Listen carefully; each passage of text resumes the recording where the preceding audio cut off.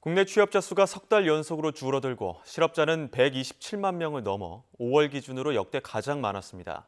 하지만 정부는 고용시장이 회복 조짐을 보이기 시작했다는 평가를 내놨는데요. 오인석 기자의 보도입니다.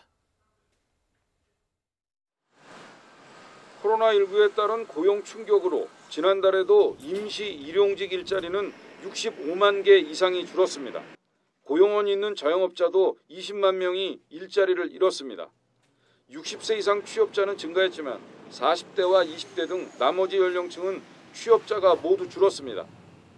지난달 전체 취업자는 39만 2천 명이 감소해 석 달 연속 줄었습니다.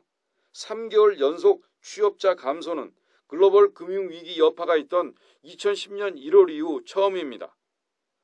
도소매업의 취업자 감소폭은 전달에 비해 늘어난 반면 숙박 음식업과 교육 서비스업은 감소폭이 줄었습니다.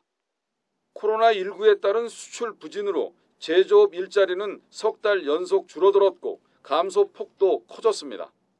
5월 6일 사회적 거리두기가 생활 속 거리두기로 전환이 되었습니다.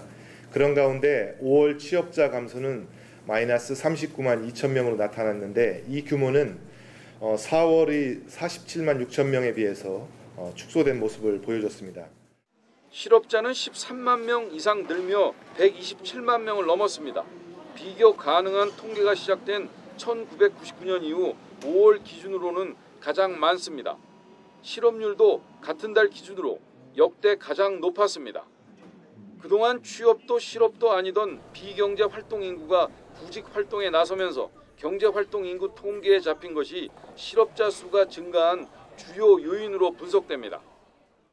실업률 상승은 결코 반가운 소식이 아니지만 코로나19 시대 실업률 상승은 일자리를 구하려는 의지와 여건이 되살아나고 있다는 의미로도 해석될 수 있어 긍정적 측면도 동시에 내포하고 있습니다. 정부는 코로나19 방역이 생활 속 거리두기로 전환하면서 소비 심리 회복 등에 힘입어 경제활동과 일자리 상황이 서서히 회복 조짐을 보이기 시작했다고 평가했습니다. 향후 확진자 증가세와 제조업 추이에 따라 취업자 증감이 영향을 받을 것으로 전망됩니다. YTN 오인성입니다.